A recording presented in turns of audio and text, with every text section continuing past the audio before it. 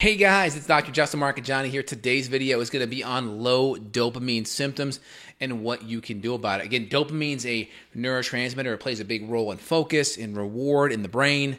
It also helps with energy. Again, low dopamine is going to cause all kinds of mood issues, maybe even hormonal issues as well. And before we dive in, make sure you smash that like button.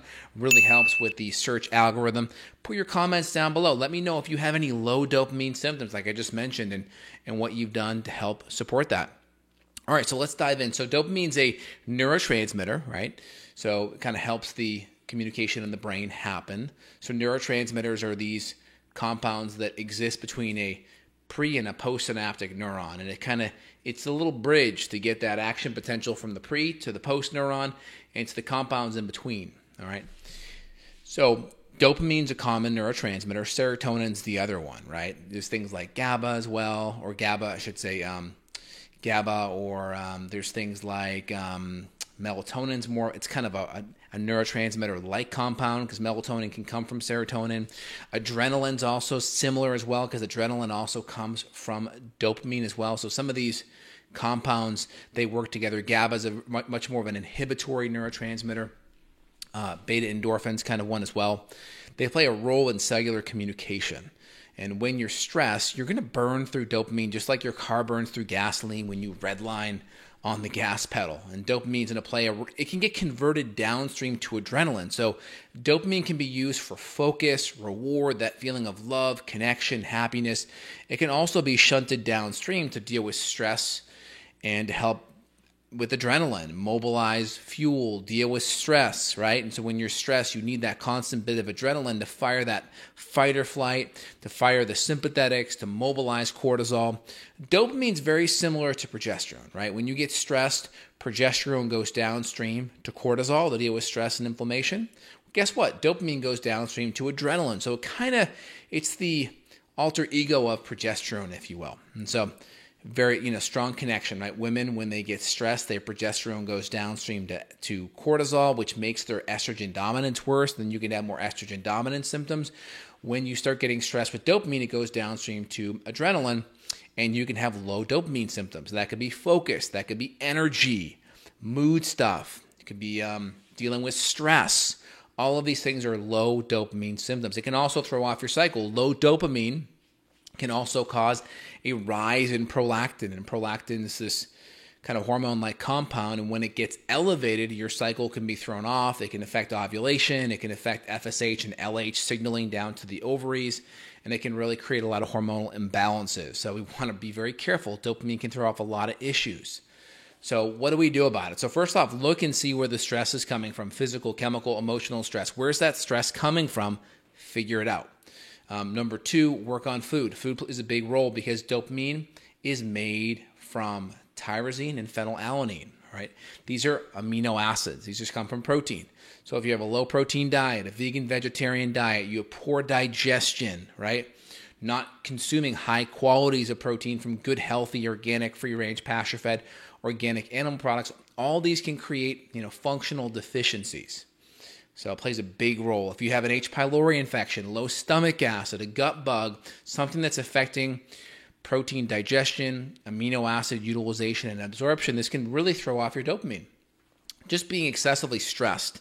If you have a lot of physical, chemical, or emotional stressors that are not in check, emotional stress, it could be family issues, relationship issues, money issues, physical issues. It could be you're exercising too hard. You're in chronic pain or stress because you're doing too much CrossFit, or you have an injury that's not being addressed, or you have up and down blood sugar issues from too much refined carbohydrate or inflammatory gluten, or just not having enough good proteins and fats or nutrient-dense foods. All of these can play a role. So when you're with a good functional medicine practitioner, they're going to really do a lot of investigation to figure out what stressors are your stressors, what could be driving a lot of your stress. You got to look and see where those issues are coming from. Make sure food's good. Make sure you have a good, solid diet foundation. Now, diet may not be enough to fix it in the end because there's what's called the thermic effect of food. So about 30 to 50% of the energy that you get from protein actually goes into digesting and breaking down the protein.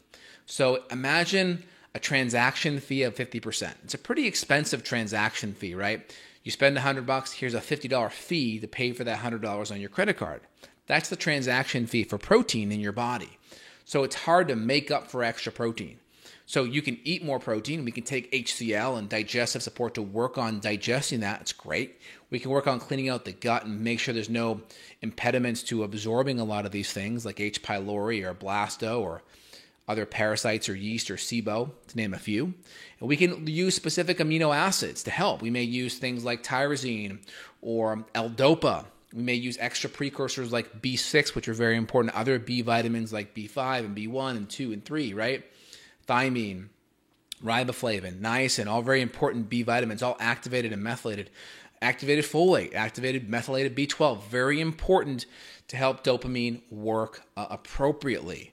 And we got to fix the stress. I always tell patients, if we just support dopamine, but you're not fixing the underlying issues, it's like throwing gasoline on the fire. It's like snorting Adderall. You're going to feel better for a short period of time, but we're not fixing anything. So I always kind of draw a line like, okay, are we fixing anything on one side? Yes. Okay, good. Then I feel okay supporting on this side because we're making structural changes that are going to prevent us from burning the candle at both ends. So I always say, are we burning the candle at both ends? Yes or no, right? It's like giving someone a chiropractic adjustment and their posture is terrible all day and they're sedentary and they're not willing to do any exercise. Okay, it may be helpful, but it's not fixing root cause stuff. So we want to make sure we are providing good root cause support. So dopamine is really important. Precursors are going to be tyrosines are going to be a really good nutrient we can add in there. We could add in L-DOPA, mucuna purines. These are going to be L-DOPA. It's going to be better converted, but I only do that for patients that need more support. I start out with just the amino acids first. Now, we'll start off with 1 gram, 1 to 3 grams on tyrosine out of the gates. We'll provide some of the extra B vitamins to help those nutrients work well on top of that. Okay, that's really important out of the gates. Now, the enzymes that get upregulated when you give dopamine, it's called the aromatic decarboxylase enzymes. These enzymes are going to also metabolize serotonin as well. So when you give lots of dopamine support, you can create some functional deficiencies long term if you are not giving a little bit of serotonin support. And so I always try to give a little bit, if I'm going to have someone on it long term, a little bit of serotonin just to make sure there's no functional deficiencies. It's like part of the levodopa, carbidopa, cinnamate drugs that they give for Parkinson's patients. They can create a lot of side effects primarily because of serotonin issues. So we always want to make sure we're supporting serotonin if it's a long-term thing. A short-term, not a big deal. So we'll provide dopamine support. Very, very important thing. Women also need to look at supporting progesterone because progesterone is a GABA chloride channel opener. So it can really help relax and kind of tone down the sympathetic nervous system. So you want to, if I'm looking at dopamine with women, I'm also wanting to look at the hormones and make sure estrogen dominance, and progesterone's looked at. Also get cortisol looked at because if dopamine's getting low, it's typically going downstream for adrenaline.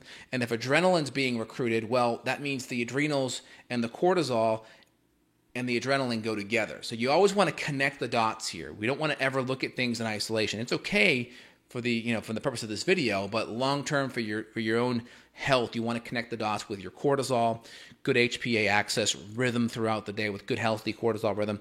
And if you're a female listening, get your hormones looked at, especially right in the heart of the luteal phase, right around day 20 of your cycle. So really important. So hopefully this is all making sense. Physical, chemical, emotional stress. Look at your diet. Look at your lifestyle. Look at all the connections that play into why your adrenals and your neurotransmitters like dopamine could be stressed. Kind of gave you a couple ideas. I start with 1 to 3 grams or so on the dopamine side. We add in all the precursor substrates, and then we look upstream to the adrenals and the female hormones as well. And then we cannot forget the gut because that's where all of these amino acids get broken down and absorbed.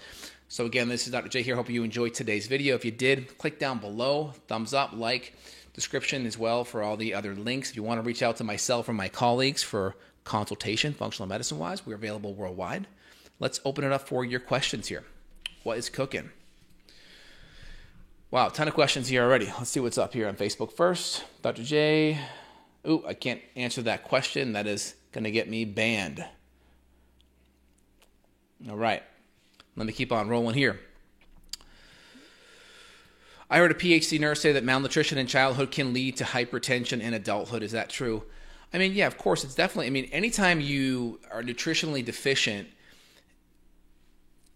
biochemical and hormonal pathways aren't going to run well. Now, it's all going to be about what's the weak link in you, right? Some people have genetic weak links that may predispose them for cancer or heart disease or dementia or stroke or other conditions or autoimmune issue or ulcerative colitis. So kind of like, is this going to cause this for you? It really depends. Genetic predispositions are going to really determine what that condition expresses as. Now, of course, if you're going to be deficient in certain nutrients like magnesium and B vitamins, and you're going to be stressed and inflamed, and your arteries are going to be more constricted, yeah, blood pressure is going to be a hallmark of metabolic syndrome, high levels of insulin, lots of inflammation, and low nutrients, like I mentioned. So for sure. If schizophrenia is due to an abundance of dopamine, then why is it not an enjoyable experience? Well, schizophrenia is going to be connected to lots of other issues. One issue with schizophrenia is going to be gluten sensitivity. So there's an autoimmune kind of component with schizophrenia. Like most conditions that are weird, that we don't know a lot about, they're finding there's more autoimmune connection with a lot of these conditions as we go along. So think gut permeability, think gluten, think casein, think gut bugs. Love to hear your thoughts on coffee enemas for liver and gallbladder detoxification. I recommend those if you're more sick. I think it can be helpful.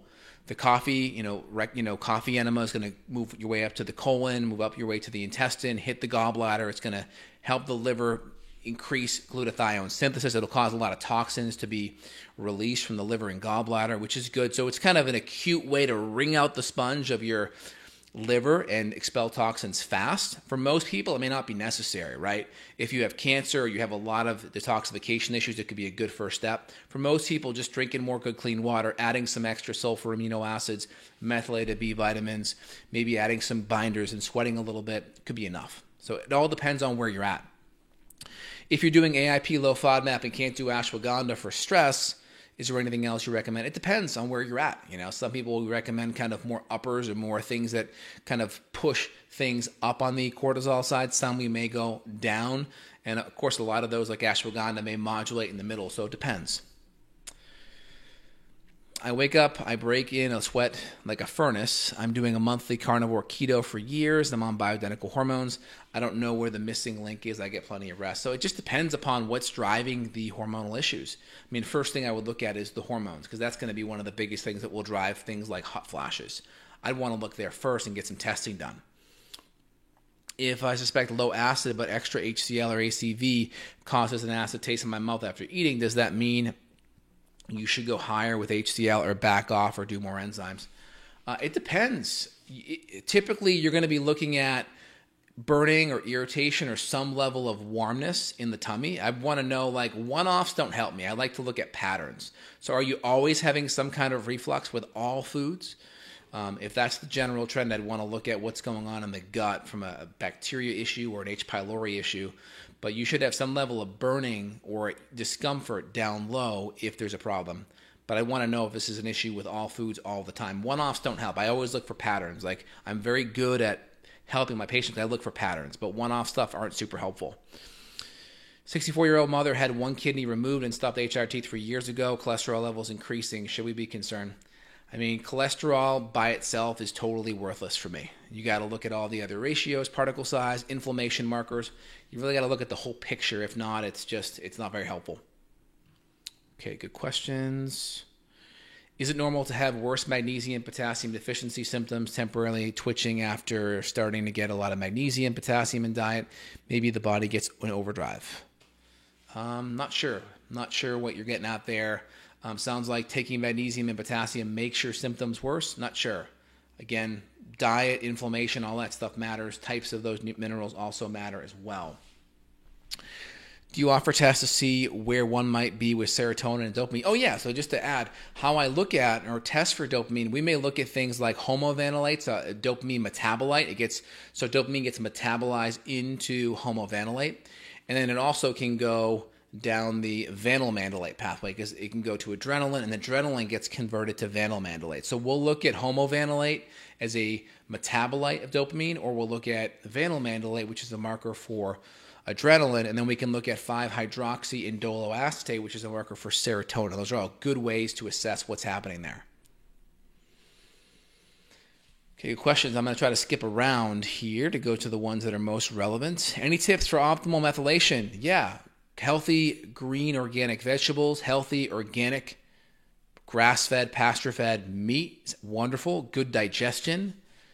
And then we can also add in some extra methylated precursor B vitamins if we need on top of that. And I typically test methylation via organic acid testing to look at methylmalonic acid, or we'll look at things like 4-aminoglutamate for B12 or for folate.